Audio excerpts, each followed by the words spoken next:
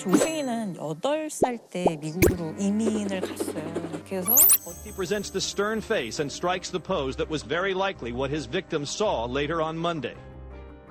You had 100 billion chances and ways to have avoided today, but you decided to spill my blood.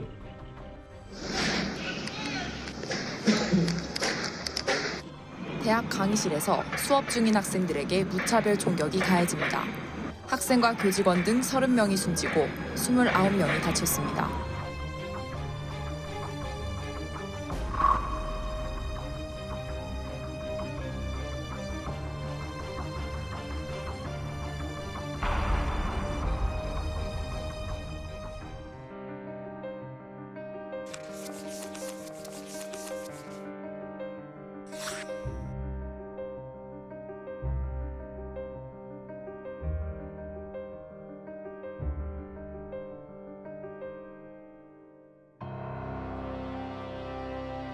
다 같은 그런 일을 겪고 있지만 뭐 맥주 단잔 마시면서 서로 막 울분을 토할 수 있는 주변에 사람이 있으면 이게 해소가 되는데 그것이 이제 고립되어 있는 자들이에요. 그래서 아까 정신질환도 얘기하셨는데 그러니까 치료받고 있는 정신질환은 조금도 위험하지 않은데 가족이 이제 포기하고 자기도 약을 이제 끊고 중단되고 3개월 이후가 되면 이때부터 위험해지는 거예요.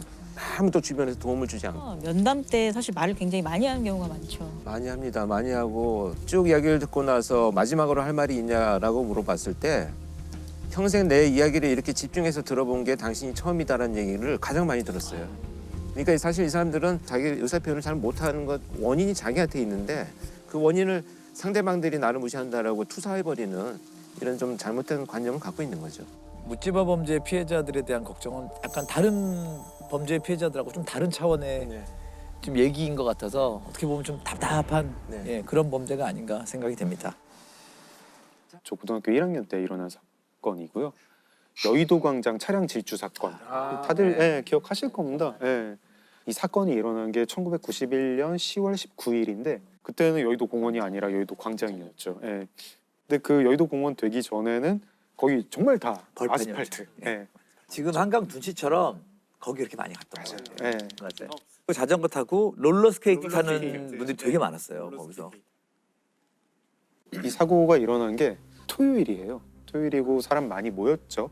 아이들 자전거 타고 롤러스케이트 타고 하는데 녹색 하이드 한 대가 갑자기 질주를 해서 들어와요. 200m를 가면서 23명을 쳐요. 서울 여의도 광장에서 20살 김용재 씨가 훔친 승용차를 과속으로 몰아 광장에서 주말 오후를 보내던 학생 시민들 사이로 뛰어들었습니다. 김 씨는 KBS 본관 앞길에서 여의도 광장 쪽으로 차를 과속으로 몰아 닥치는 대로 사람을 치어서 12살 지군과 6살 윤군이 그 자리에서 숨졌습니다. 또 학생과 시민 21명이 한꺼번에 중상을 입었습니다. 오늘 사고로 피해를 입은 사람들은 대부분 어린이들로 주말을 맞아 가족이나 친구들과 함께 여의도 광장에 놀러 나왔다가 이 같은 변을 당했습니다. 이 차가 들어오자마자 초등학교 5학년생 자전거 타던 아이를 치워요. 아이는 현장에서 바로 사망합니다. 조금 있다가 6살짜리 아이를 또 칩니다. 이 아이도 바로 사망합니다. 그때 방송 뉴스를 보니까 그 라이드 속도가 시속 100km였다고 해요. 사람들이 알았죠. 아, 저게 사람을 치러 오는 차구나. 막 도망을 가죠. 살인 질주네요. 살인 질주죠. 네. 현장은 아수라장이 됐죠. 뭐 피투성이에 뭐 부서진 자전거 파편, 뭐 옷가지, 뭐 신발 막 이런 거 널려 있었습니다. 시민들이 일단 그 차 주위로 몰려듭니다. 몰려들어가지고 이거 누가 운전했냐, 막대기랑 이런 걸로 차 유리창을 깨고 그 사람을 끌어냅니다. 끌어냈는데 옆에 있던 여자 중학생이 잡고 가까이 오면 나 이거 찌르겠다. 다행히 너무 이제 이건 정말 하늘이 도운 건데 벨트 버클에 찔려가지고 요거는 이제 그 여학생은 안 다쳤고 옆에 있던 시민들이 이 칼 든 손을 잡고 완전히 분노해서 붙잡았죠. 경찰차 오고 이제 뭐 앰뷸런스 오고 해서 이 녀석도 경찰서로 데리고 갑니다. 저도 이제 사회부에서 경찰 기자를 할 때 가끔 흉악범 잡힐 때 그 경찰서로 막 가거든요. 그럼 보통 범인들이 이렇게 잠바 같은 거 눌러 쓰고 말 안 해요. 그냥 죽을 죄를 졌습니다. 뭐 이 정도인데 이 녀석은 정말 많이 떠들어요. 왜 그런 일을 저지르셨습니까? 뭐 물어보면 카메라 앞에서 사람이 싫어져가지고 그냥 다 죽이고 싶었다. 이제 살아봐야 마찬가지다. 죽고 싶은 마음밖에 없다. 죽자. 뭐 이런 말 막 합니다. 범이 누굽니까? 김용재라는 사람이었습니다. 사람들이 싫어져 갖고요. 한마디로 그냥 다 죽여버리고 싶어 갖고 뭐 다른 뜻은 없습니다.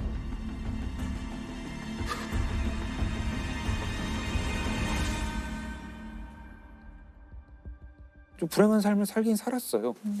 되게 눈이 안 좋아가지고 거의 약시였는데 안경 살 돈이 없어가지고 안경도 못 끼는 그런 정도의 경제 수준이었습니다. 이제 그렇게 눈이 나쁘니까 운전면허도 없었어요.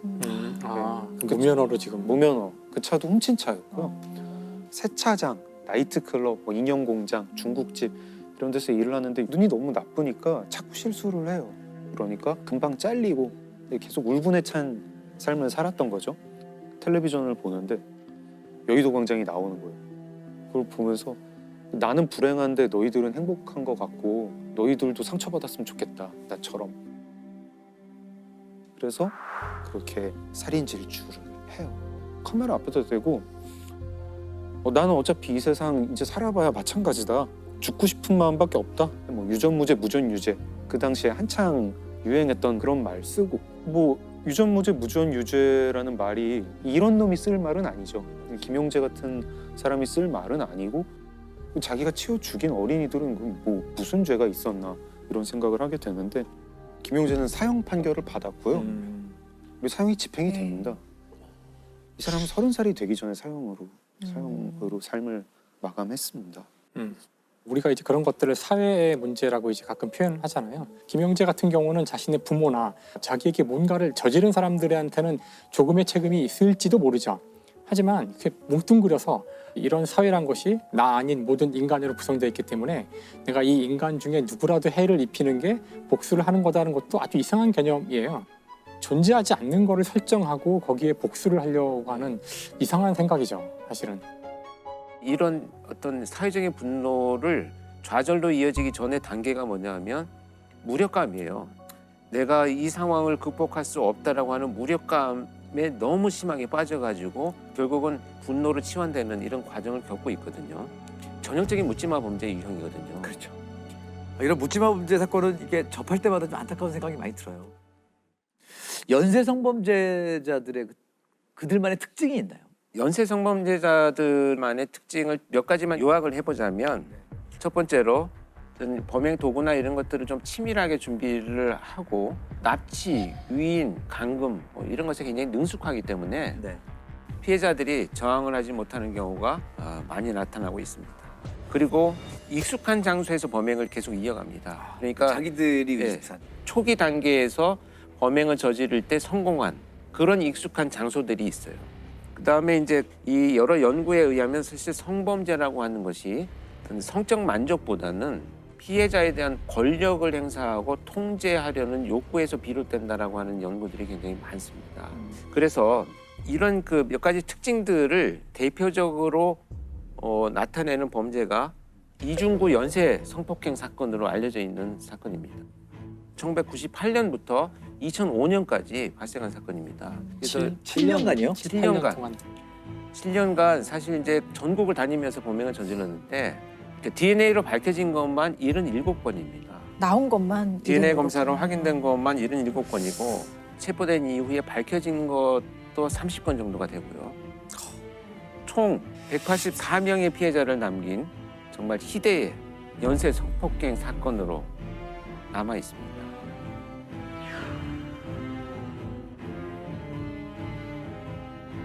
이중구는 택시 기사였었어요. 그런데 범행이 처음 발생한 발단이 뭐였었냐면 어떤 여성이 밤늦게 자기 차를 탔는데 돌아왔다라는 이유로 차량 내에다가 택시비를 던져주고 갔다는 거예요. 이건 뭐 본인이 주장하는 겁니다. 그러다 보니까 이제 화가 나서 그 여성이 들어가는 집을 기다리고 있다가 나중에 침입을 했어요. 침입을 했더니 그 여성이 혼자 있어서 자기가 성폭행을 저질렀다라고 이렇게 주장을 합니다. 그 이후로 이제 지역을 옮겨가면서 엄청난 연쇄 성범죄를 저지르기 시작합니다. 주로 젊은 여성들이 많이 살고 있는 대전의 한 원룸촌입니다. 지난 10년간 이 지역에서만 100여 건의 성폭행이 신고돼 여성들의 불안감이 계속되었습니다. 답답하죠. 왜 못 잡을까? 빨리 잡혔으면 하는 바람이죠. 피해자 수도 굉장히 충격적이고 수법도 굉장히 지능적이고 잔인하다고 들었거든요. 정말 이런 연쇄 범죄가 성폭행을 목적으로 한 범죄인데 이 성폭행이 첫 번째 범죄를 자기가 진술한 것처럼 화풀이를 했다라고 하는 이 진술이 되게 중요한 부분이거든요. 그러니까 성폭행을 통해서 피해자가 정말 회복될 수 없는 끔찍한 일을 당하고 있는 이런 어떤 고통스러운 모습, 여기에서 아마 굉장히 큰 자극이 된 것으로 판단이 됩니다. 그러다 보니까 범행이 이어져가는 수법도 굉장히 지능적이었고 잔혹했습니다. 범행 초기엔 주로 원룸에 혼자 사는 여자들이 대상이었습니다. 늦은 밤 귀가하는 여성을 따라 들어가거나 아예 가스 배관 등을 타고 미리 들어가 여성이 귀가하길 기다렸다가 성폭행하는 식이었습니다. 이후 발발이의 범행은 갈수록 점점 더 대담해졌습니다. 같은 장소에서 여러 명의 여성을 동시에 성폭행한 경우도 여러 차례 있었습니다. 심지어 한 번 성폭행한 여성을 다시 찾아가 또 성폭행한 경우도 있었습니다. 7년 동안 그 수많은 피해자들 중에 몇몇은 경찰에 신고했을 것 같은데 그런 건 없었나요? 경찰에 신고를 당연히 했죠. 신고를 해서 경찰이 수사를 했는데 이 당시에 저도 사실 그 현직에 제가 있었을 때인데 계속되는 범행이 이어지니 지방에 있는데 이런 범죄 패턴에 대해서 이제 우선 의뢰를 받았었는데 그 당시에 몇 건의 신고된 피해자들은 전부 성폭행이 일어나고 난 이후에 몇 시간 동안을 씻게 만들었어요. 그래서 현장에서 증거물 확보가 불가능했었죠. 피해자들이 그러고 나니까 신고를 해도 불가능하겠다라고 체포가 불가능하겠다라고 포기하는 부분들도 많이 있었고요. 그러나 이제 증거가 나중에 나오긴 했습니다만 이 연쇄 성폭행 이중구의 이런 범죄 유형이야말로 우리가 생각하는 어떤 테러와 같은 정말 성범죄죠. 이런 끔찍한 범죄 행각을 좀 끊지 못했던 이 심리가 뭘까요? 이런 범죄를 저지르는 자들이 마치 이제 중독이라고 표현하는 이 뇌 기능의 변화를 같이 일으킵니다. 그러니까 예를 들면 내가 사람들한테 늘 모멸과 멸시를 받아왔다라고 생각하는 이런 왜곡된 주관적인 어떤 감정, 이런 것들을 이제 누군가를 지배함으로 해서 회복한다라고 하는 이런 그 감정으로 연결됐을 가능성이 굉장히 높다고 보고요. 그래서 저는 이 연쇄 성폭행 범죄자들이 성중독이라고 생각을 합니다. 자, 이 잔인했던 이중구의 범죄는 어떻게 마무리가 되나요? 결국은 이제 끝까지 이제 이 여러 군데 지역에서 발생한 범죄자들을 이제 경찰이 신고로 받기 시작하면서 DNA를 확보를 합니다. 발발이 이중구 씨 검거에 결정적인 역할을 했던 것은 DNA 감식 기법. 경찰은 범행 현장에 남겨진 통신과 차량 정보를 모두 뒤져 최소한 2번 이상 등장하는 10명으로 용의자를 압축해 주거지 파악에 들어갔습니다. 이 씨는 용의자 중 한 사람으로 지목됐고 이 씨 집에 남아있는 자녀의 DNA를 확인한 결과 가장 유력한 용의자로 결론 내렸습니다. 이중구의 형량은 어떻게 됐나요? 그래서 이제 그 최종 77건의 성폭행 사건의 범인으로 일단 확정이 되어가지고 무기징역이 선고가 됩니다. 오늘 제가 말씀드린 것은 연쇄 강도 강간 범죄지만 연쇄 범죄는 시작되는 순간 결국 계속되는 자극의 발전으로 진화가 되기 때문에 초반 수사가 중요한 유형의 범죄입니다. 그래서 연쇄 강력 범죄에 대한 연구가 지속되어야 되고요. 그에 따른 실효성 있는 예방 대책도 늘어나야 된다 이렇게 생각을 합니다. 2009년도에 이제 강호순이 체포된 이후로 사실 연쇄 범죄들은 이제 좀 멈추어 있는 현상을 보여주는데 2010년부터 나타나기 시작한 것이 이제 묻지마형의 범죄거든요. 여기에 상당수가 이제 정신장애나 조현병이 개입이 되어 있고요. 자, 그래서 정신장애에 의한 그 범죄인데요.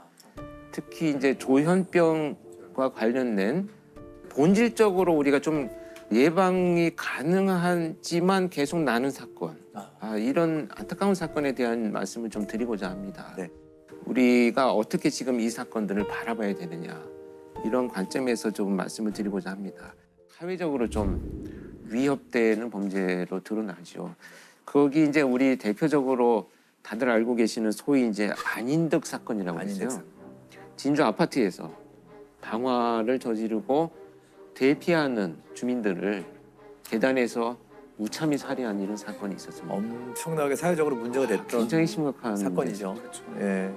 오늘 새벽 경남 진주시 가주아동에 있는 아파트에서 40대 남성이 자신의 집에 불을 지른 뒤 대피하는 주민들에게 흉기를 마구 휘둘렀습니다.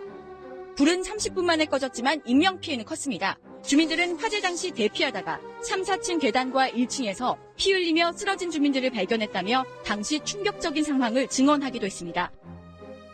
이제 라이터로 불은 지우는 다음에 이제 흉기 2자루를 준비해가지고 아파트 계단에 탁 앉아서 기다립니다.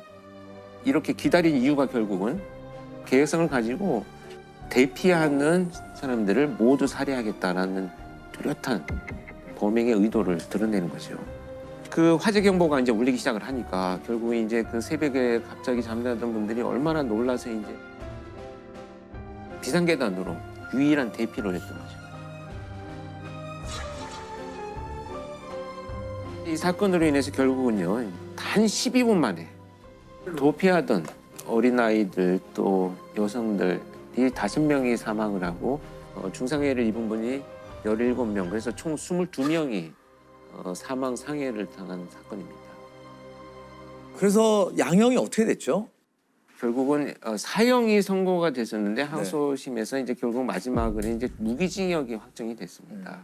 이제 왜 그렇게 이제 감형이 됐냐면 정신장애가 있는 범죄자들이 체포가 돼서 재판을 받게 되면 감정 의뢰를 해야 되는데 감정 결과 전형적인 조현병 증상에 해당이 된다. 이렇게 결론이 내렸습니다. 여기에서 나온 내용이 잠깐 제가 이제 읽어보면 개연성이 없어 보이는 두 대상을 연결해서 자신의 의심과 불신을 강화시키고 전혀 자기와 관련 없는 이 사람들의 일상생활을 나한테 해를 끼친다고 자꾸 연관시켜서 생각을 하는 이런 문제가 있다는 것을 이제 인정을 하는 거죠.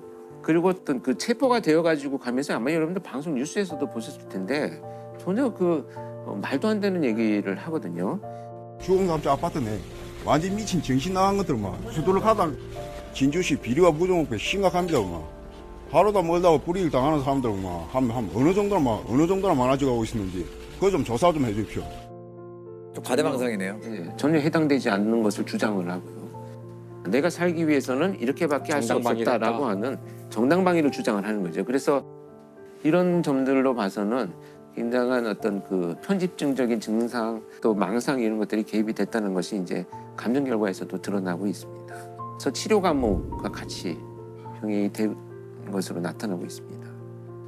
22명의 사상자를 낸 진주 방화 살인 사건으로 1심에서 사형이 선고됐던 피고인 안인득이 2심에서 무기징역으로 감형됐습니다.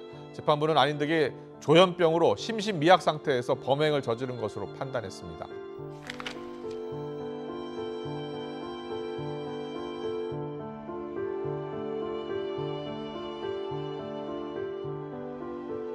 그 안인득 사건도 이제 그런 전조 증상이나 조현병 범죄의 공통점들이 나타났나요? 그렇습니다. 이 친형의 진술들을 이제 들어보니까 2008년도에 이제 좀 일을 하다가 허리를 심하게 다쳤는데 산재 처리가 안 돼가지고 그때부터 이제 뭐 뭔가 이제 사회에 대한 불만도 생기고 막 망상도 생기고 그래서 2010년도에 행인들을 지나갈 때 갑자기 나의 산재를 처리해주지 않은 회사의 직원이라고 생각해서 막 칼을 휘두르는 이제 공격성이 막 드러나기 시작을 했어요.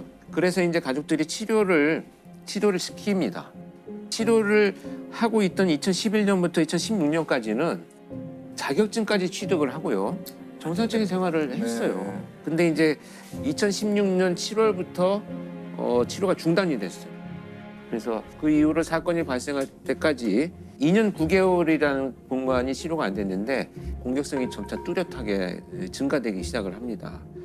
이 사람은 이제 사건이 발생하기 전에 그 CCTV를 보면 그러니까 어떤 한 여학생의 집까지 따라가서 이 학생이 놀라서 빨리 뛰어들어가서 문을 닫는 순간에 그 집 문을 향해서 막 오물을 뿌리는 장면이 나오거든요. 만약에 문을 닫고 들어가지 않았다면 거기에서 또 폭력이 행사됐을 가능성도 있는 이런 지난달 12일 안 씨의 윗집에 살던 여학생이 급히 집으로 들어가는데요. 뒤이어 안 씨가 따라와 초인종을 누르고 얼마 뒤에 무언가를 뿌립니다. 간장과 식초를 섞은 물이었습니다.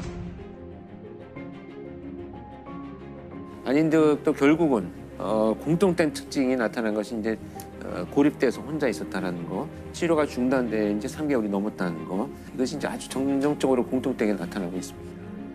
재범률은 어떤가요? 사실 이게 안타까운 게 재범률이 굉장히 높습니다.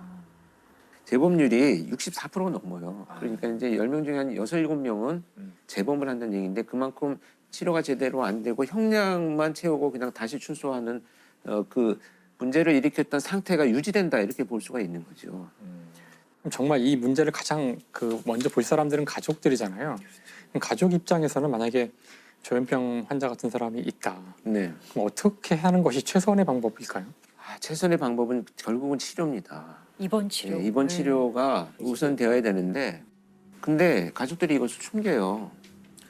조현병이 발생한 이후에 치료를 받기까지 WHO에서 권고하는 기간이 있는데 보통 12주 정도라고 합니다. 12주, 그러니까 3개월 이내에 치료를 받으면 상당히 예후가 좋은데 한국의 평균을 내봤더니 56주가 넘어요. 56주. 증상이 나타나고 이제 못 참을 때가 되어야만 결국 병원에 가는 현상들이 계속 이어진다 이렇게 볼 수 있습니다.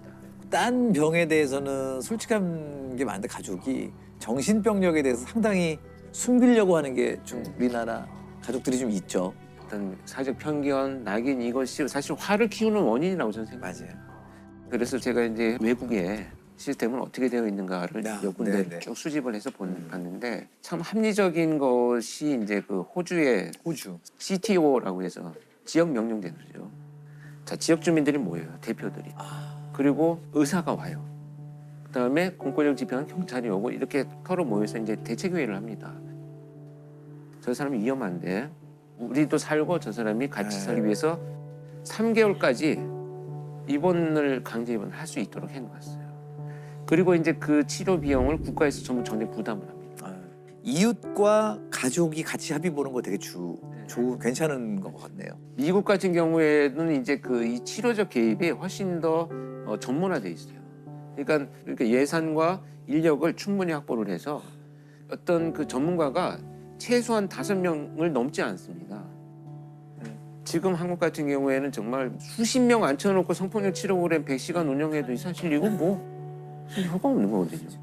근데 지금은 이제 그 보호관찰 관련해서 보호관찰 등에 관한 법률이 이제 개정이 되면서 보호관찰을 종료한 정신질환자에 대해서는 그 사람의 인적사항과 정신질환 정보 같은 거를 경찰과 그 지방자치단체하고 정보를 공유하게 되었거든요. 근데 그래도 한계가 있는 게 어떤 범죄 혐의점이 없는 사람에 대해서는 여전히 관리 시스템이 없다고 얘기할 정도였거든요. 그러니까 이게 듣다 보니 일단은 지금 공론화부터 필요한 것 같네요. 일단 이 얘기를 좀 하기 시작해야 어떤 제도라도 만들어질 수 있지. 지금 저도 사실 잘 몰랐거든요. 이게 이렇게 심각한 문제일 거라고는. 그러니까 국가도 개입하고 공동체도 개입을 해서 이런 인식도 좀 바꾸고 예방하고 치료만 되면 현저하게 저는 줄일 수 있다고. 진짜 필요한 것 같습니다. 여러분 다 기억나시겠지만 그 낙동강 이제 페놀 유출 사고가 있었습니다. 경북 구미공업단지 내 전자에서 발암물질 페놀이 영남 지역 주민의 식수원인 낙동강으로 대거 유출됐습니다. 낙동강 페놀 유입 사건은 그동안 수돗물을 믿고 마셔온 주민들에게 엄청난 충격을 안겨줬습니다. 1991년 3월 14일이에요. 3월 14일 당시 구미에 있었던 전자인데요. 구미 공단에 있었던 전자에서 그 페놀을 넣어둔 탱크에 균열이 생겨서 무려 한 8시간 동안 페놀이 유출이 돼요. 페놀이. 그래서 그 페놀이 유출이 돼서 그것이 쭉 흘러내려와가지고 3월 16일 대구에 수돗물을 공급하는 다사 취수장으로 들어가게 돼요. 그래서 그것이 이제 그날 밤부터 일요일까지 대구 시내로 공급이 되는 거죠. 그래서 일요일 이제 오전에 전화가 빗발치기 시작해요. 수돗물에서 악취가 난다. 이거 도대체 이게 무슨 일이 벌어진 거냐. 그러니까 일단 그 일요일 날 연락을 받은 직원들이 일단 급하니까 거기다가 그 소독제를 막 덮어버려요. 보통 소독할 때 사용하는 화학약품이 염소인데 염소를 평소보다 10배의 양을 막 갖다 부어요. 근데 제가 곧 얘기하겠지만 페놀에다가 염소를 넣으면 상황이 더 안 좋아지거든요. 페놀과 염소가 결합하면 더 독성이 강한 물질이 되고 특히나 냄새가 몇백 배 더 악취가 나요. 페놀은 거의 독극물에 가깝잖아요. 그 독극물이죠, 사실. 독극물. 그 사실 이제 페놀에 대한 이야기를 안 할 수가 없는데 페놀 좀 생소하긴 한데 페놀은 아마 여러분들이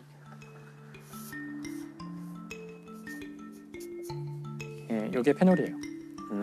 아까는 여기 이렇게 가지가 이렇게 있었는데 그렇죠. 네, 그런 프로포폴이고요. 네.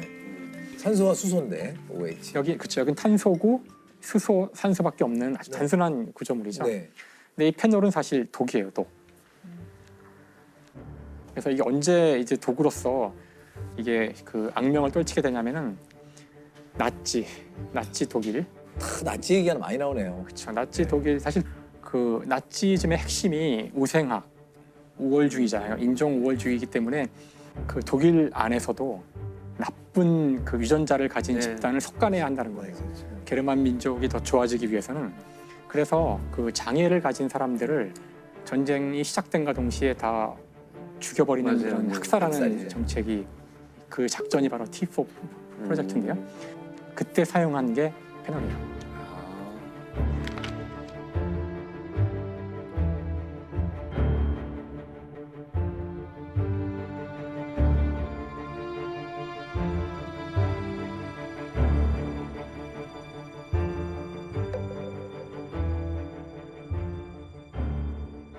그래서 페놀이 이제 방류가 됐는데 여기에다가 염소를 뿌리면 염소가 여기 붙어요.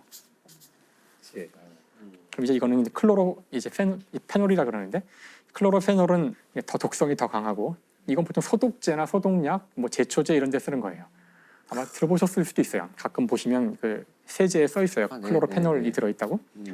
그러니까 페놀이 왔는데 거기 염소를 더 투입해서 보낸 거죠, 가정으로. 이게 간 거예요. 끔찍한 일이 벌어진 거죠. 지난 주말부터 시작된 대구 시내 수돗물 압수 사태는 230만 시민에게 수돗물에 대한 듣기 어려운 불신감을 심어주면서 가게의 생수가 동인하고 골짜기마다 물을 때리는 사람들로 메워지고 있는가 하면 배앓이나 두통 등을 호소하는 사람이 헤아릴 수 없이 많고 음식점이나 다방, 각종 식품 제조업체 등에서는 냄새로 못쓰게 된 상품을 모두 잃어버려 손해 대상을 청구할 움직임까지 보이고 있습니다.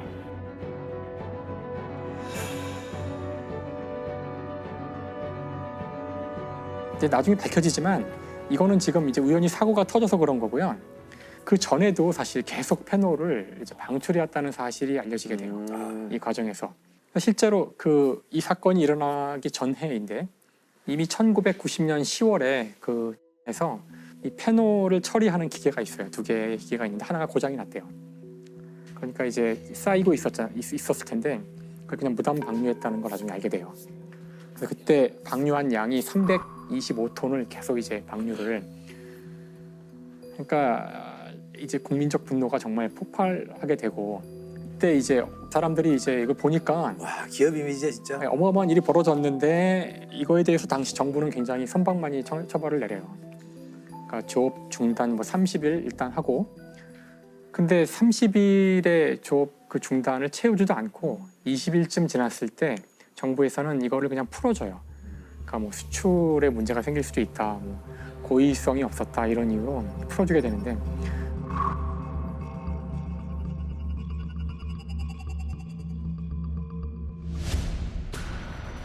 그리고서는 조업 재개된 지 얼마 지나지 않아서 다시 페놀이 유출되는 사고가 벌어집니다.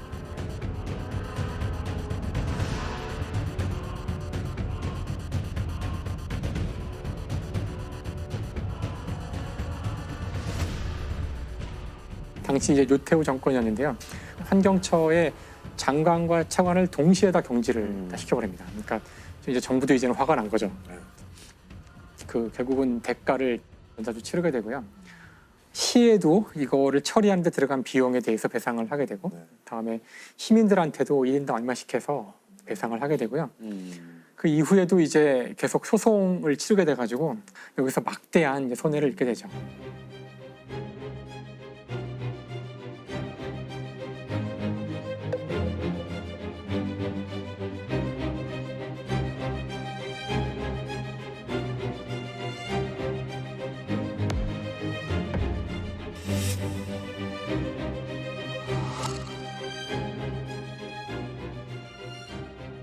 페놀 사건 같은 경우 그걸 소재로 해서 영화도 만들어졌는데 영화 아시나요?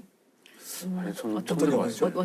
네, 삼진그룹 영어 토익반. 네, 삼진그룹. 그 얘기구나. 아, 영어 맞다. 토익반이라고. 맞아요. 예.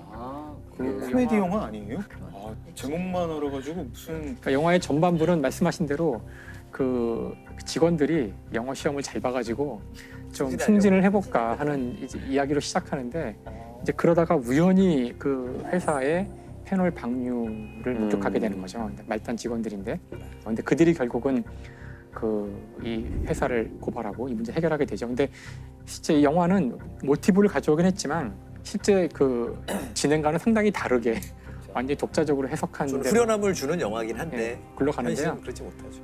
자, 그런데 이것이 우리 사회에 준 파급 효과 중에 가장 중요한 것이랄까? 그게 뭐냐면은 사실 제가 어릴 때만 해도 수돗물을 그냥 먹었지 생수란 것이 없었어요. 그렇죠. 수돗물을 끓여 먹었죠. 그렇죠. 그냥 그때는 물을 생수로 파는 것 자체가 불법이었어요. 물 같은 거를 누군가 파는 사람이 있으면 그건 이제 오히려 법으로 제재를 해야 했던 시절이었던 거죠. 공이 김선달처럼. 그럼요. 사람들이 근데 이제 이 낙동강 페놀 사건이 터지자 이제 물 못 먹겠다. 그러니까 이제 이때를 기회로 사람들이 우리도 물을 안전하게 먹을 권리가 있으니까 생수를 팔게 해달라고 결국은 헌법재판소에서 생수를 못 팔게 하는 법이 위헌이라는 판결을 내려요. 이 행복 추구권에 위배된다는 거죠.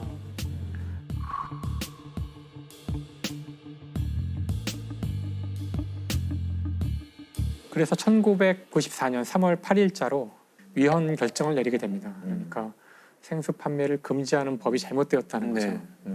생수 시장이 열렸네요. 열린 거죠. 합법적으로 된 것이고요.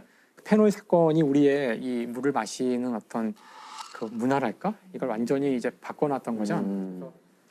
우리나라의 물 수질은 다른 나라 어디에 비교해도 떨어지지 않는 네, 좋은 물이라고. 네, 그런 좋은 물임에도 불구하고 사람들이 마시질 않는데 이때부터 시작됐다. 시작은 이때부터였던 거고요.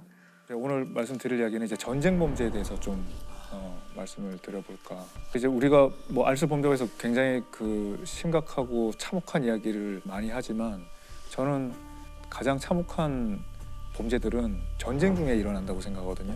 근데 그 오늘 제가 말씀드릴 거는 그 전쟁 범죄 중에서도 범죄 중에 범죄라고 이야기가 되는 게 제노사이드입니다. 제노사이드. 제노라는 거는 그리스어로 인종, 사이드는 죽이다는 겁니다. 죽인다. 이제 사람을 죽이는 거죠. 인종을 박멸하는 거예요. 한 민족을 박멸하는 게 제노사이드. 이제 가장 이제 많이 알려진 제노사이드는 역시 그 홀로코스트 거죠.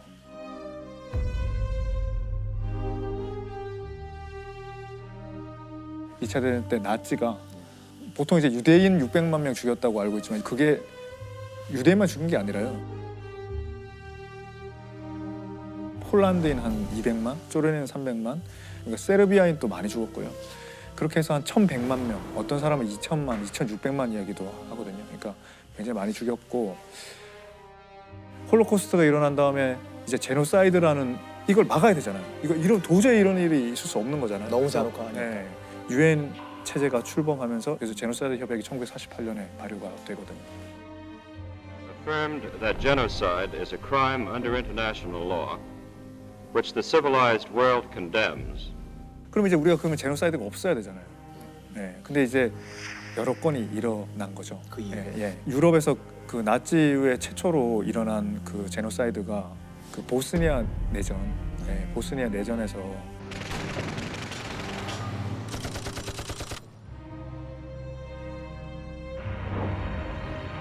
그 전범을 처벌하기 위한 국제재판소가 만들어졌는데요. 유엔 안보리가 만들었는데 거기서 이제 파견 근무를 1년 반을 했습니다. 근데 가서 보니까 그냥 장난이 아닌 거예요. 이 매일 보는 기록들이 너무 참담한 거예요. 잔혹상. 네.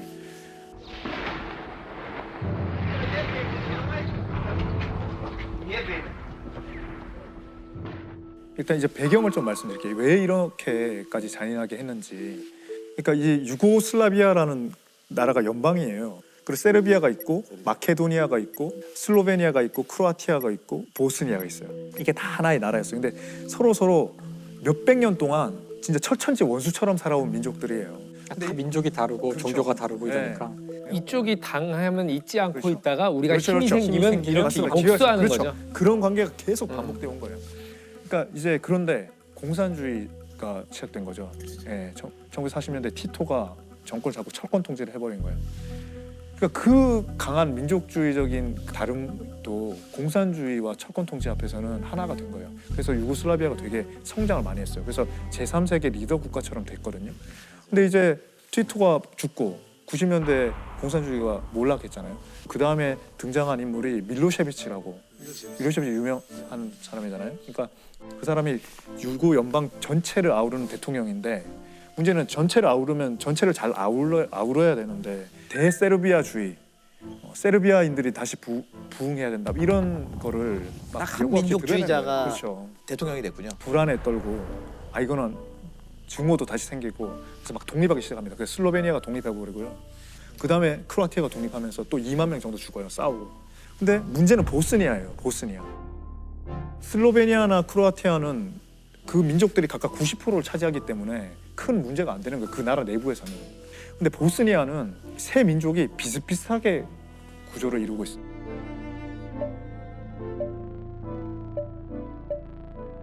과반수를 차지하지 못한 채로 있는 거예요.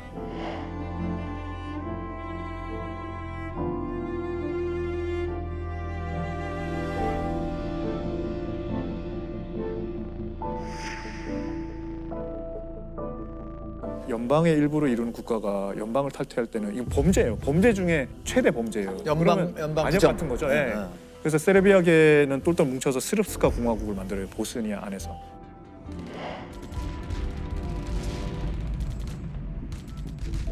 그때부터 내전이 1992년부터 1996년까지 이루어진 내전이 보스니아 내전이고요.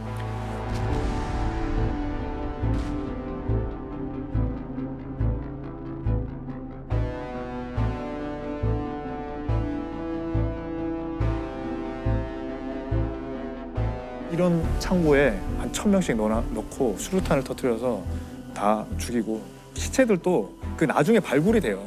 세르비아인들이 은폐를 했었거든요. 그러니까 위성 사진을 발굴했더니 일주일 만에 이만한 흙더미가 막 발견된 거예요. 그러니까 막 그걸 파보니까 시체가 한 구덩이에서 600개, 600명 거, 700명 거 막 나오는 거예요. 구덩이 옆에 다 세워놓고 이제 뒤에서 쏘아서 그걸 고꾸라뜨리는 거죠. 그럼 뒤에 사람이 그것도 치우고. 근데 굉장히 좀 섬뜩했던 거는 학교에 초등학교에 50명 정도 들어가요. 그러니까 거기에 500명을 몰아넣어요. 500명을 몰아넣고 한여름인데 문 잠궈버려요 밖에서. 그래서 질식해서 죽고 소변이 다 차올라서 소변을 마셔야 돼요. 그러면서 죽는 거예요. 죽기 전에 살려주세요라고 한 사람보다 물 한 모금만 달라고.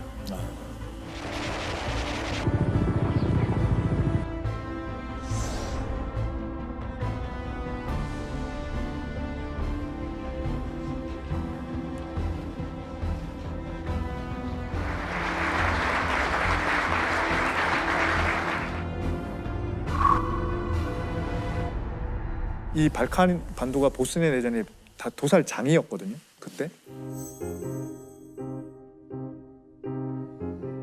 그래서 거의 한 명을 6년 동안 재판했어요.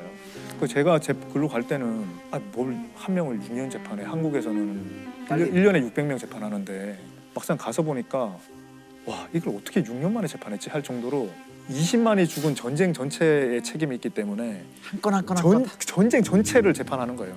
그리고 이 사람이 전쟁이 끝나고 스스로 도망갔어요. 잠적해버렸어요. 이게 13년 동안 못 찾았거든요. 13년 동안 어디 있었냐면은 이 사람이 수영을 기르고 안경을 끼고 세르비아 내에 숨어 살면서 이 사람이 대체의학 전문가로 활약을 해서 이 사람이 되게 용한 의사가 돼서 많이 꽂혔어요. 한때 대통령이었던 사람이 그렇게 숨어서. 그래서 그 사람이 하도 유명해서 그런 학회에서 초대를 했어요. 이 사람을. Kažemo prirodna medicina, nije to ni samo prirodna medicina jer i tu ima 그렇게 하다가 헤이그 재판소로 왔죠. 그 재판소 왜 헤이그 재판소로 가나요? 그러니까 국내에서는 재판이 제대로 이루어지지 않으니까. 그러니까. 그 세르비아 사람들이 영웅인데 세르비아에 재판하면 안 되잖아요. 그 국제재판소 유엔 안보리가 만든 국제재판소에 헤이그에 딱 잡아 보냈죠. 했는데 이 사람이 처음 왔을 때도 자기 전혀 카라지치 아니라고, 난 카라지치가 아니라 난 그 의사라고, 다 유전자 검사하고 다 이렇게 안 되니까 어느 날 수염 다 깎고는 안경 벗고 딱 와서 나 카라지치 맞다고, 그러면서 이제 그때부터 재판이 시작됐던 거죠. Hereby sentences you, Radovan Karadzic, to a single sentence of 40 years of imprisonment. A sentence of life imprisonment. The verdict was watched on a big screen. 늘어나고 있는 범죄가 사실은 바로 이 사이버 범죄예요. 2017년 대비 2020년이 무려 2배로 증가, 뭐 13만에서 뭐 한 27만 이런 식으로 이 분야는 정말 지금 폭발적으로 범죄량이 늘어나고 있다고 하더라고요. 그래서 오늘 제가 이야기할 것은 특히 여기 그 불법 콘텐츠 범죄 가운데 최근에 있었던 가장 큰 사건이죠. 흔히들 그 N번방 텔레 성착취물 제작 및 유포 사건이라고 하는 건데요. 너무 충격적인 사건이었죠. 여성들을 협박해 촬영한 성착취물을 텔레포한 이른바 N번방 사건과 관련해 경찰이 124명을 검거했습니다.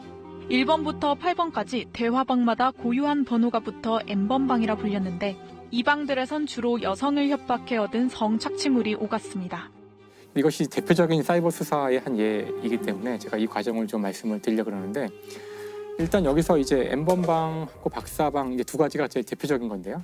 그래서 N번방 같은 경우는 젊은 여성들이 그 자신의 몸의 일부를 노출하는 느낌의 그런 사진들을 올리고, 물론 자신의 개인 정보는 밝히지 않고 주로 특서 그런 일을 했다고 하더라고요. 그걸 보고서 여기 이 N번방의 주범인 이제 닉네임 갓갓 이제 문영욱이가 여성에게 접근을 하는 거예요. 그러니까 경찰 사칭을 하기도 하고 협박을 해서 개인 정보를 알아내고. 그 특별히 해킹하거나 이제 단순히 그렇게 뭐 이건 일종의 피싱 같은 방법을 쓰는 건데요.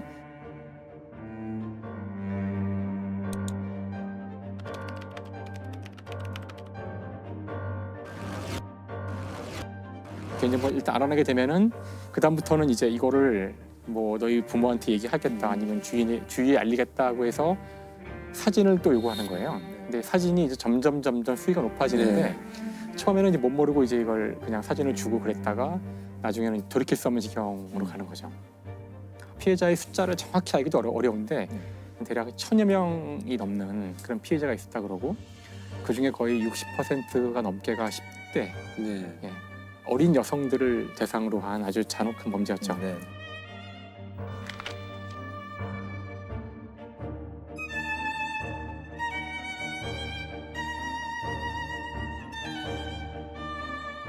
그 문영욱은 2019년 8월쯤에 다른 사람한테 운영권을 넘기고 그만뒀다고 하더라고요. N번방이 2019년 9월에 이제 폐쇄가 되자 조주빈이라는 이제 새로운 사람이 나타나는데, 그 이제 이 친구는 이거 가지고 돈을 벌 수 있겠다.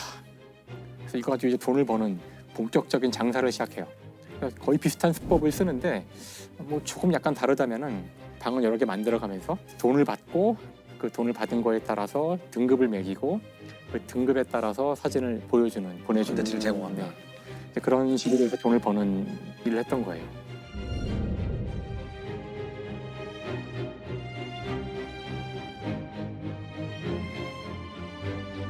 이들이 이 범죄를 저지르면서도 끝없이 우린 절대 안 잡혀. 그러니까 그랬다면서요. 절대 안 잡혀. 이제 그런 얘기를 나눈 것까지도 지금 이제 알려져 있는데요. 일단 왜 그랬냐면은 범죄가 이루어진 공간이 텔레그램이라는 곳이에요. 이 텔레그램은 이거를 사용하는 고객들의 정보를 절대 외부에 넘기지 않겠다. 이제 그런 정책을 가지고 있어요. 이걸 사용한 사람들의 정보를 얻고 싶으나 국외에 있는 서버에 대해서는 우리 사법권이 미치지 않고요. 그러니까 협조를 구해야 하는데 협조 안 하는 거죠. 그런 방법이 없어요. 이제 그걸 믿고서 이제 이 조주빈과 문영욱은 우린 절대 안 잡혀. 이제 이렇게 얘기를 했던 것이죠. 그 다음에 이제 이것이 2019년에 벌어진 이유도 지금 암호화폐가 있기 때문이거든요. 그러니까 암호화폐를 써서 돈을 다 주고받고 누군지를 알아낼 수 없는 상황이라면은 조주빈이 말하는 것처럼 정말 잡기가 힘든 상황일 수도 있겠죠. 근데 이제 오늘 아마 제 이야기의 결론이 될 수도 있을 텐데요. 그래도 잡힌다. 그래도 잡을 수 있다. 이제 그게 이제 저희 그 사이버 수사대가 하는 일이죠. 어떻게 검거됐나요? 그 조주빈 같은 경우는 지금 돈을 벌려고 지금 이걸 하고 있는 거잖아요. 그러니까 암호화폐를 쓰는 한은 누가 누구한테 주는지 알 수 없어요. 근데 여기서 한 약점이 항상 있죠. 결국은 이 암호화폐를 내가 현실에 사용하려면은 우리 화폐로 바꿔야 돼요. 그러니까 이제 그 화폐를 바꿔주는 곳이 있다고요. 거래소죠, 거래소. 네, 그렇죠. 국내 거래소에 협조를 얻어가지고 수상한 암호 그 화폐 주인이 누군지에 대한 정보를 얻었어요.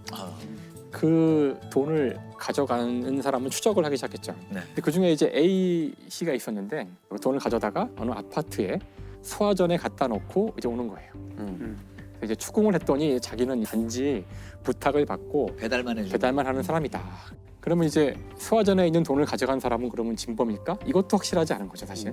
그래서 이제 경찰이 잠복 수사를 잠복 수사를 이제 하면서 진짜 복잡하게. 근데 가만히 봤더니 이 사람이 그 돈을 가지고 누군가를 가서 또 만나요. 그러니까 정말 이걸 안 잡히려고 정말 이중삼중으로 해놓은 거예요. 그래서 지금 이제 돈을 받고서 이동할 때 길거리에서 서명 받는 사람들 있잖아요. 네. 서명을 하라고 했는데 서명을 했대요. 그래서 이제 경찰이 그걸 보고서 따라가서 봤더니 조주빈하고 이게 써 있는 거야, 생년월일이. 물론 아직 확신할 수 없지만 경찰은 이제 최초로 주범의 이름을 본 거죠. 조주빈. 자꾸 돈이 일로 오는 거예요. 그러니까 얘인 것 같다, 아무래도. 결국 돈이 모이는 곳이 이 친구더라. 그럼 이제 중요한 것은 이 사람인 것 같으니까 그 다음부터는 이제 국내에 여러 가지 수법을 이용할 수 있어요. 그러니까 조주빈이라는 사람이 들어있는 사이트들도 이제 알아볼 수 있을 거고요. 그래서 여러 가지 단서들이 나오기 시작해요. 이 녀석이 분명히 범인인 것 같다. 이제 증거가 모인 거죠. 그래서 이제 조주빈이 집을 나와서 밖에 나갔다가 다시 돌아와서 들어갈 때 검거를 했대요. 조주빈은 잡힌 거죠. 이런 식으로. 조주빈은 집을 들어가 보니까 현금으로 1억 3천만 원인가가 있었고 휴대폰이 있었대요. 몇 개가 있었대요. 9개인가 뭐. 그 중에 2개 정도가 이제 중요한 데이터가 있는 거라고 생각해서 가지고 왔는데 당연히 락 걸려 있고 안 풀리는 거죠. 근데 또 이제 여기서 사이버 수사대에 2달 가까운 노력 끝에 결국은 이걸 풀어요. 그렇죠. 일단 이게 풀리자 박사방에 들어와서 실제로 이 동영상을 보고했던 범죄에 일조한 사람들이죠. 그 정보가 안에 있어요. 그러니까 일단 다 잡을 수 있는 거죠. 조주빈이 지난 3월 붙잡힐 당시에 필사적으로 숨기려고 했던 휴대전화가 있었습니다. 끝까지 입을 열지 않았던 이 휴대전화 암호를 경찰이 2달 만에 풀어서 분석에 들어갔습니다. 현재 박사방 유료 회원은 40여 명 정도가 특정됐는데 조주빈 휴대전화에 담긴 정보로 유료 회원을 추가로 확인할 수 있습니다. 아니, 그러면 문형욱은 또 어떻게 잡았나요? N번방. 그러니까 문혁욱이 조금 더 이제 어려웠는데 좀 뒤에 잡히거든요. 좀 뒤에 잡혔죠. 네. 그러니까 이들이 검거되기 전에 둘이서 텔레에서 나눈 대화가 있대요. 조주빈이 먼저 물어봤대요. 그러니까 근데 이거 우리 돈을 주고받은 게 있어서 혹시 잡히는 거 아니야? 뭐 이렇게 물어봤다는데 근데 문영욱이 너는 그런지 모르지만 나는 돈을 주고받지 않았다고 문화상품권만 받은 적이 있대요. 근데 그건 내가 받아서 쓴 적도 없고 그냥 다른 사람 줬기 때문에 나는 절대 안 잡혀. 설사 나를 잡아도 증거가 없기 때문에 난 풀려날 거야. 뭐 이렇게까지 그 경찰을 막 능멸하는 거죠. 실제로 굉장히 어려웠다 그래서 저도 이제 자세히 찾아봤는데 결론을 이야기하자면은 정확하게 어떻게 잡았는지를 자세히 알 수는 없어요. 잡는 방법이 또 유출되면 안 되니까. 그렇죠. 그래서 그렇네요. 몇 가지 내용만 조금 이제 언론에 나온 내용들이 몇 가지가 좀 있어요. 예를 들어 이런 건데요. 그러니까 이제 문영욱이 자기가 어떻게 피해자들을 해킹했나 이런 거 막 자랑하고 막 그랬던 모양이에요. 그러면서 자기 폰으로 어떻게 해킹하는지를 이렇게 보여줬대요. 해킹하는 장면을. 근데 그때 살짝 자신의 핸드폰의 바탕화면이 보인 거예요. 살짝. 거기에는 내가 사용하는 앱들이 있잖아요.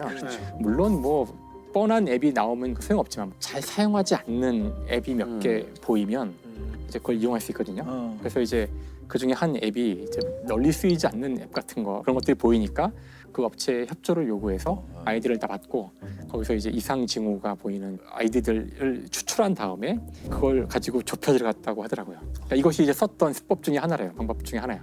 2017년 사용한 휴대전화를 비롯해 디지털 증거를 들이밀자 이렇게 많은 자료가 쌓여 있고 증거가 있어 버틸 자신이 없다며 자신이 가까이 맞다고 인정한 것으로 전해졌습니다. 이제 이 범죄를 저지른 주범들도 중요한데 사실은 이용자들에 대한 추적도 굉장히 중요할 것 같거든요. 그렇죠. 그렇죠. 그래서 이 사건 같은 경우도 그 이용자들을 처벌해야 된다는 전 국민적인 그때 그 정도 있었고요. 네. 일단 그 유료 회원 같은 경우, 박사방의 유료 회원 같은 경우는 많이 다 검거가 됐고요. 무료 회원들은 이제 정보가 없기 때문에 안전할 거라고 생각할지 모르지만 여기도 역시 네. 그 사람들이 동조할 때 사용했던 자기 계정이 국내 뭐 포털 사이트의 계정이면은 다 수사 협조할 수 있거든요. 네. 이제 그런 식으로 다 찾아갈 수 있어요.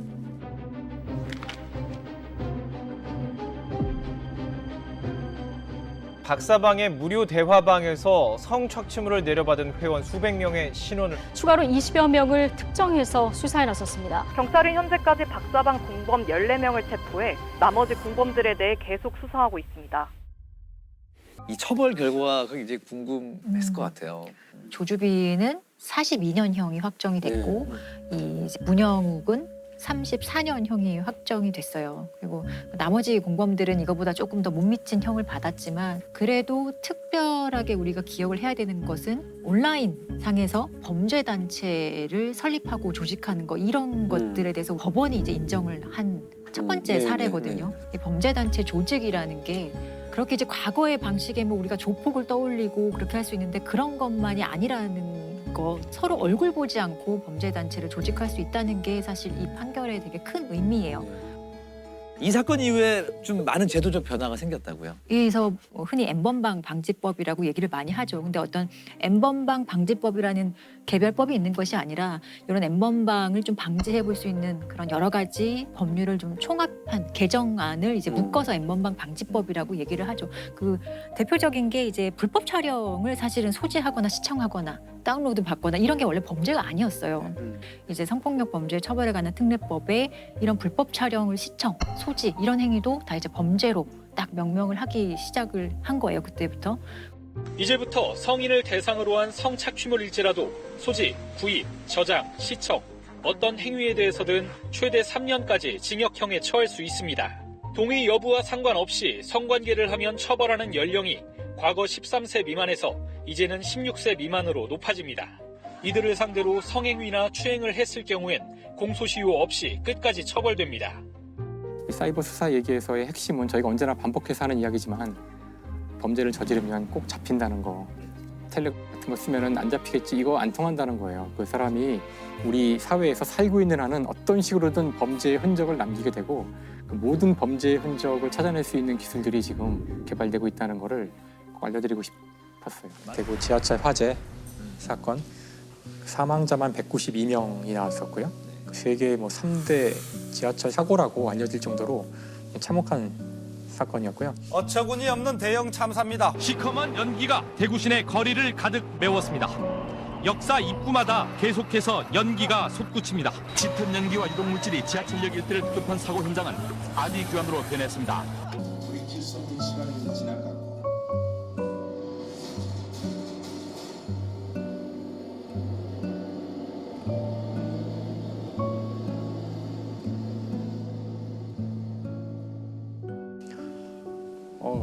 그때가 기억이 아직도 나는 것 같은데 2003년이죠. 2003년 2월 18일 오전 9시 53분이라고 그러더라고요. 지금 갔다 와서 좀 생생하게 숫자들이 막 머리에 떠 있는데 네, 이런 엄청난 인명피해를 일으킨 방화 용의자는 자신의 신병을 비관한 50대 남자였습니다. 정말 이상한 사람이죠. 본인의 어떤 심정 비관으로 자살을 하려고 마음 먹은 사람인데 혼자 죽을 수 없기 때문에 다 같이 죽기 위해서 중강로역에 열차가 섰을 때 거기서 불을 붙인 거죠. 근데 이게 워낙 인화성이 강한 물질이라서 그 기관사가 내려서 이제 꺼보려고 했으나 이거 실패를 해요. 그래서 실패하고 도망갔고요. 상황실에서 알게는 됐고요.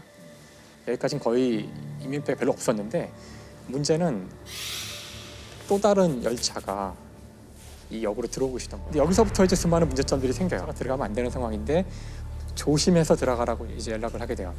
정화로역 진입시 조심히 운전해도 다시 돌아옵니다. 지금 화재 발생됐습니다. 그래서 일단 열차는 들어오게 되고요.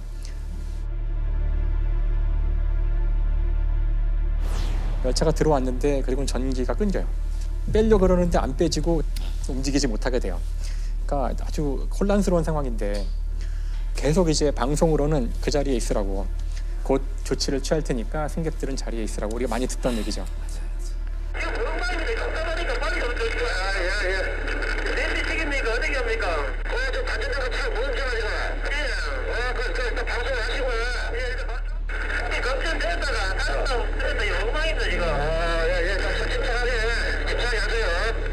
최종적으로는 이렇게 시간을 한참 끌다가 위험한 걸 판단해서 이제는 빨리 밖으로 빠져나가라고. 근데 그때 이미 상당히 늦어져가지고 마스터 키가 있는데 그 키를 뽑고 나갔다 그러더라고요. 지시를 받고. 근데 그걸 뽑으면 문이 다 닫힌대요.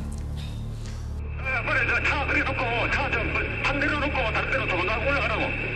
일단 반대로 해야 돼. 반대로 놓고 차 들고 가야 돼.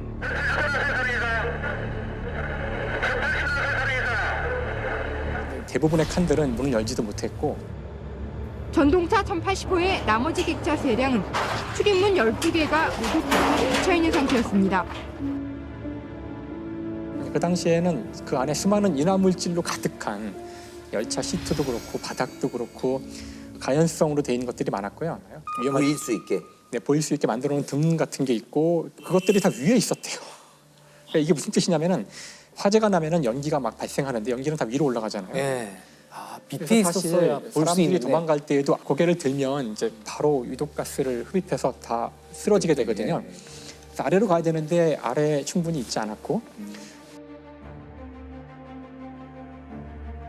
그다음에 화재가 났으니까 셔터가 있는데 그것들이 바로바로 닫힌대요. 불이 난 지하 3층에서 빠져나온 승객들이 상가 쪽 통로로도 몰려옵니다. 1080호 전동차가 도착한 뒤엔 시커먼 연기가 통로로 번져옵니다. 그리고 방화벽이 닫히면서 지하철 역사와 상가는 완전히 차단돼 대피 통로가 막혀버립니다.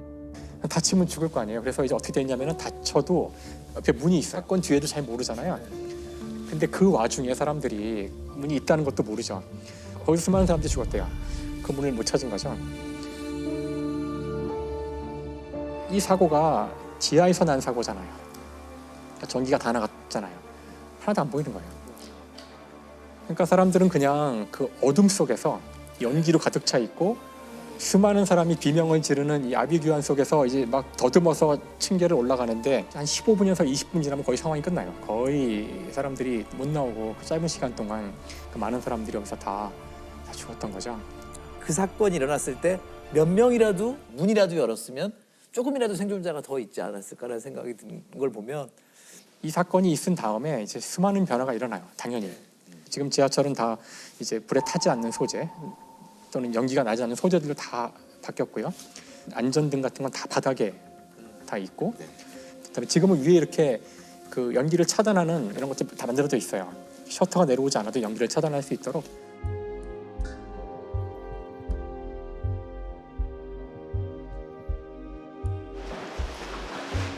여기 체험력이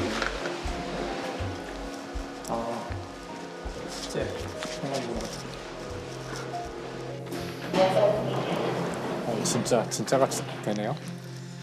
자, 지금부터 우리가 탈출 체험을 한번 해보도록 할 건데요.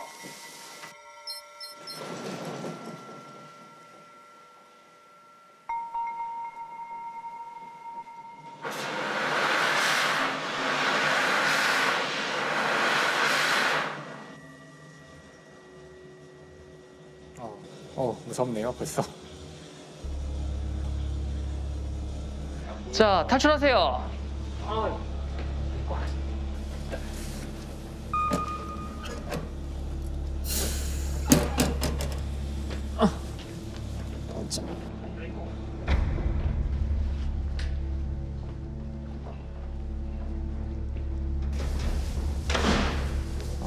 이게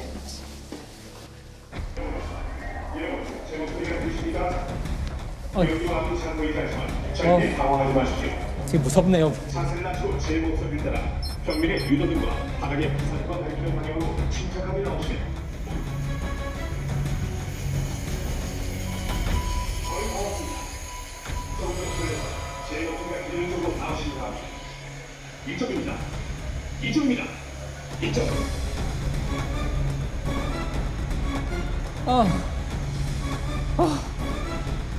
야, 이거 그냥 알고 나와도 힘드네. 실제는 지금보다 더 힘든 상황이에요. 더 힘들어요? 아휴, 근데 마음이 아프네요.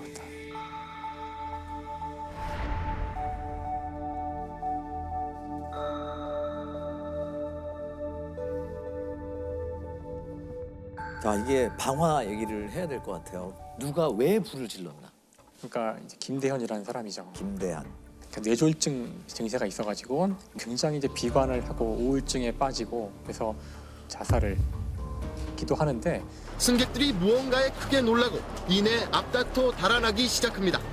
곧이어 전동차에서 연기가 피어오르고 온몸에 불이 붙은 방화용의자 김 씨가 밖으로 뛰쳐나옵니다.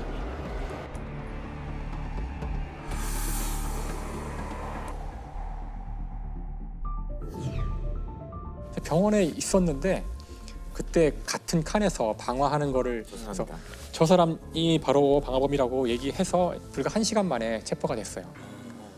자기 혼자 죽는 것보다는 많은 사람들이 있는 데 가서 불을 내어 같이 죽어야 되겠다 하는 생각을 하고 여관에서 신병을 비관한 모텔 투숙자가 자기 방에 불을 지르는 바람에 2명이 숨지고 9명이 다쳤습니다. 주인한테 술을 달라고 했는데 주지 않았다는 게 이유였습니다. 이 남성은 불을 지른 뒤 근처 편의점으로 도망간 모습이 포착됐습니다. 배가 아프다며 119에 응급조치를 요구했고 자신이 불을 질렀다고 털어놨습니다. 우리나라 국보위로 숭례문에서 불이 났습니다. 불은 40여 분이 지난 지금까지 완전히 진화되지 않고 있습니다. 2시간 반이 더 지난 상황인데요. 아직까지 불길은 잡히지 않는 것으로 보입니다. 숭례문 2층 누각에서 연기가 피어오르기 시작합니다. 이어 약 30초 후 방화범으로 추정되는 인물이 화면 바깥으로 사라집니다. 내 순간적인 감정으로 없어지니까. 그렇지만 사람 인명 피해가 없고 이거 문화재는 재복원하면은. 그러고 나서 복원이 안 된 걸 보고도 사실 굉장히 충격을 많이 받아서. 이 사건 이후에 지하철을 이렇게 내려가면서 섬찟한 생각을 하는 분들이 굉장히 많았을 거예요. 그 지하철이란 단어가 그 이후에 사람들한테 굉장히 이제 좀 트라우마적인 단어가 돼가지고 여기는 지하철이라는 단어가 그래서 이제 대구 도시철도라고 돼 있고요. 저는 그때 이 단어 처음 들었거든요. 외상후 스트레스 장애, 트라우마. 그때 공포감을 느낀 분들이 거기서 못 벗어나는 거. 사망하신 분들이 그 짧은 시간 동안 가족들한테 막 보낸 메시지나 통화 내용 같은 게 있거든요. 굉장히 이제 가슴에 상처로 안고 살아가시는 것 같더라고요. 근데 사실은 지하철이 생긴 지는 우리 중학교 때도 시청역이랑 있었잖아요. 네. 그러니까 20년이 넘었는데도 이 지하에서 이런 류의 사건이 생길 거라는 상상을 됐죠. 사건이 나고야 사실 만약에 또 그런 재난 상황이 발생했는데 안내 방송으로 움직이지 말고 제자리에서 기다려라 했을 때 나는 진짜 어떻게 할 것인가. 그렇죠. 근데 사실은 그게 정답이거든요. 원래는. 네. 그러니까 정상적인 상황에서는 그 많은 사람들이 한꺼번에 움직이는 순간 오히려 더 위험해지기 때문에 그 자리에 있는 게 원래는 맞아요. 사실은 우르르 사람들이 몰렸기 때문에 참사가 나는 걸 너무 많이 영화에서도 보고. 1942년 미국에서 또 있었던 큰 참사 중에 하나가 이제 코코넛 그로브 화재 사건이라는 게 있어요. 굉장히 많은 사람이 모여서 막 춤추고 놀다가 화재가 일어난 거예요. 들어가는 입구가 하나 있었는데 그 입구가 회전문이에요. 회전문. 그 많은 사람들이 한꺼번에 도망쳐 나오면서 회전문에 몇 사람 안 지나서 딱 걸린 거예요. 그리고 다 갇힌 거죠. 우리도 마찬가지인데 모든 회전문에는 양쪽에 미는 문이 반드시 있어야 돼요. 유사시에 튀어나올 수 있도록 돼 있는 거죠. 그 자리에 가만히 있으라는 것이 사실은 정답이고요. 그렇게 한 상태에서 질서 있게 딱딱 안내를 해줘서 탈출을 해야 그나마 많은 사람이 살 확률이 커져요. 스크린 도어가 막 설치됐잖아요. 사람들을 거기에 이제 접근하지 못하게 해서 안전을 더 강화하는 건 확실한데 화재가 났을 때는 스크린 도어가 더 도움이 되나요? 한 겹이 더 있으면 좀 그걸 벗어나기가 더 어려워지지 않을까 생각이 갑자기 들어서요. 스크린 도어가 상당히 복잡한 문제인데요. 이게 그 탈출을 할 때에는 지하철 문을 열고 참 스크린 도어도 열어지잖아요. 근데 이쪽에서는 쉽게 열 수 있게 돼 있더라고요. 아, 안에서는요? 무조건. 그러니까 그냥 밀면 그냥 바로 열리게 돼 있기 때문에 밖에서는 안 되죠. 밖에서는 안 되고요. 예. 네. 그러니까 이게 굉장히 이제 과학도 많이 따져야 되고 많은 그 준비와 생각을 해야 되는 그런 문제죠. 이 화재라는 것이. 대구 그 지하철 그 화재 사건에서도 이 철길을 따라서 이웃역으로 도망을 간 사람들도 있어요. 그분들은 상당히 많이 생존했다고 하더라고요. 근데 그게 왜냐하면은 사실 이 불이라는 거는 과학적으로 연소 현상인데 핵심은 인화 물질만 있어가지고 연소가 일어나지 않고 반드시 산소가 있어야 돼요. 자, 근데 이 지하철 같은 상황에서는 어떻게 된 거냐면은 일단 안에 연소가 되면은 뜨거워지니까 이게 위로 올라가요. 그러니까 이 통로가 굴뚝이 되고요. 산소가 들어올 수 있는 통로는 이 터널로 들어올 수 있죠. 그러니까 일로 도망간 사람들은 이제 불길이 글로 오지도 않고 연기도 오지 않으니까 살아남을 수 있었던 거예요.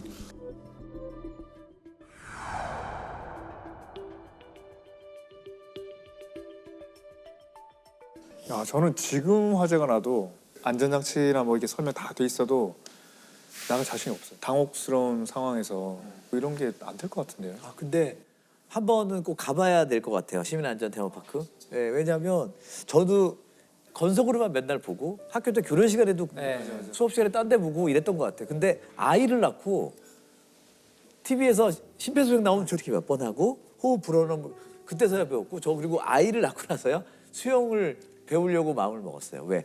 구해야 되니까. 유심히 보게 되더라고요. 이거는 누구든 생길 수 있는 일이라 알고 있는 거랑 한 번 한 거랑은 또 다르죠. 네.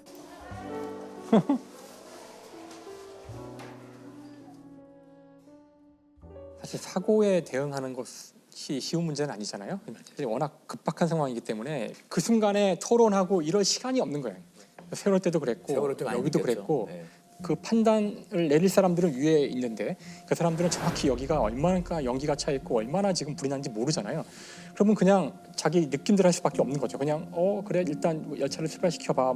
잘 안 된다고 어떡하죠? 뭐 이러는 동안 사람들이 죽어. 그럼 거기다가 또 위에 물어봐요. 그렇죠. 뭐 어떤 매뉴얼 있으면 쏘아라고 돼 있어요. 매뉴얼이 있어도 또 물어봐야 된다는 거예요. 쏩니까? 쏩니까? 쏩니까? 그러면 그분은 또 위에 물어보고 쏩니까? 쏩니까? 쏩니까? 쏩니까? 위급상은 선조치 후보고잖아요. 그렇죠. 원래. 선보고 후조치가 되면 이건 이미 늦죠. 타이밍이 늦죠. 빨리 현장에 권한을 줘야 돼요. 잘 모르면 그 사람이 통제하면 안 되고 그 상황을 가장 잘하는 사람한테 그 통제권을 넘기고 일선 책임자에게 권한을 많이 주자. 네. 근데 이제 그 사람도 시달리는 거잖아요. 괴롭게. 계속 너 잘못한 거 아니야? 그렇게 했음에도 불구하고 그렇죠. 예, 그런 관료 체제에서는 항상 책임이 그냥 항상 묻게 돼 있어요. 그래서 거의 시달리다 보면은 처벌 안 받더라도 거기 조사받는 게 너무 힘들어서 어떻게든 그걸 안 하려고 그런 거예요. 그러니까 사실은 그게 이렇게 사람을 죽이는 거라고요. 우리가 지금 계속 안전 불감증, 뭐 구조적 문제, 뭐 우리 체제 이런 얘기를 할 때 이게 핵심은 바로 그거거든요. 그럴 때 이 사람한테 책임을 묻지 말아야 되고 그럴 확실한 때 권한을 주고. 그렇죠. 매뉴얼대로 했다면은 그건 최선을 다한 거니까 자꾸 위에 물어봐야 되지 않아야 된다는 이 당연한 원칙이 세워져야지만 이런 문제가 안 생기죠. 시스템과 매뉴얼이 확실하게 좀 딱 정비가 됐으면 좋겠다. 저희 뇌리에도 딱 있었으면 좋겠다라는 생각이